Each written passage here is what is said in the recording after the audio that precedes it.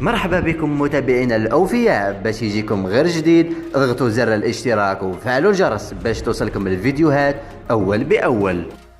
سيلعب المنتخب الوطني الجزائري خلال فترة التوقف الدولي لشهر أكتوبر مباراتين أمام منتخب الطوغو ضمن تصفيات كأس إفريقيا. وفي هذا الفيديو سوف نعرض لكم قائمة لاعبي المنتخب الوطني الجزائري المتوقعة لشهر أكتوبر.